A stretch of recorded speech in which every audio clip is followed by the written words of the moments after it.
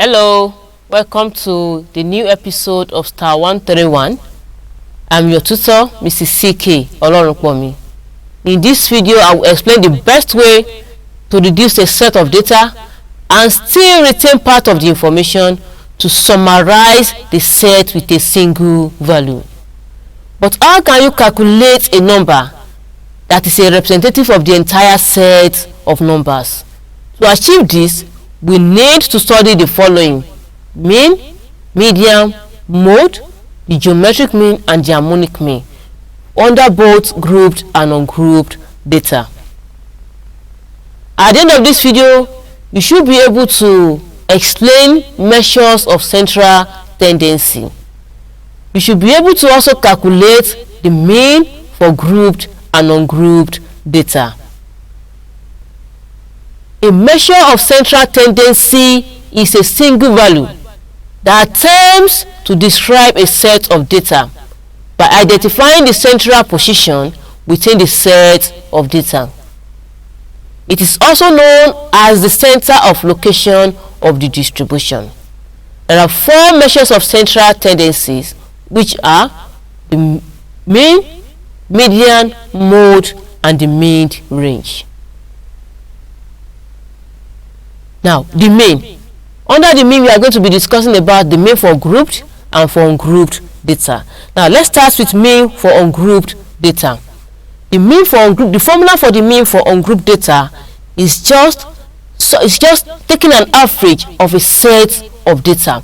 Now, let's assume you have a set of data to be x1, x2 to xn, and you are asked to find the average of this, or the mean of this set of numbers or data.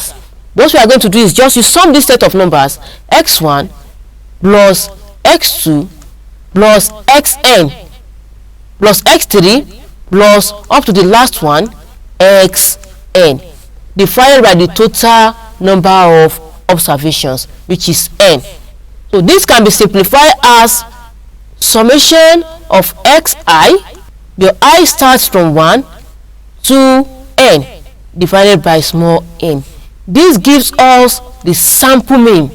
This gives the sample mean for ungrouped data. Now, we have that of population mean for ungrouped data as well.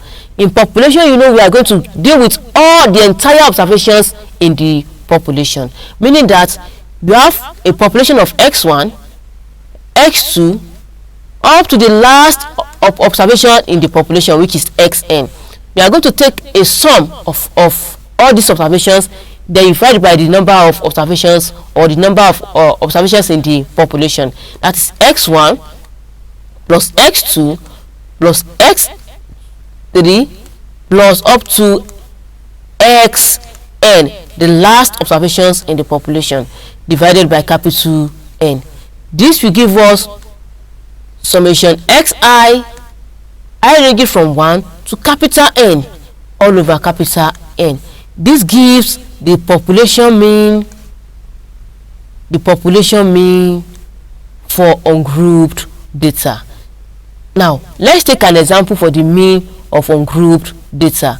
Now, we have a set of data here. This set of data represents the test score of 10 students in a statistics class. We are to find the average of the text score. How do we go about this?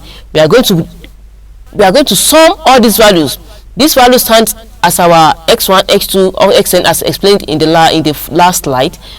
Then we are going to sum all these ones together, which is 12 plus 15 plus 10 plus 9 plus the last one, which is 20, divided by 10.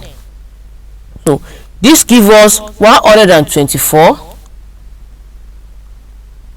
divided by 10. We have 12.4. So 12.4 is the average test score for 10 students in the statistics class. Now, we move to the mean for grouped data. So, mean for group data, before you can get the mean for group data, we have to first calculate the class midpoint. we have to get, the first step is to get your class midpoint. How do you get your class midpoint? The class midpoint is just the average of the class interval. We have been taught, you can refer back to your last episode on what class interval is, on how to get your class interval. Here in this question, they have already given us our class interval to be 0 to 10, 0 to 10, 10 to 20, 20 to 30, 30 to 40, up to the last interval, which is 40 to 50. Now, how do we now get our midpoint? Our midpoint for class 0 to 10 is just 0 plus 10 divided by 2. This will give us 5. For class 10 to 20, it is just 10 plus 20 divided by 2. This will give us 15. For class 20 to 30, it is just 20 plus 30, that will divided by 2. That will give us 25.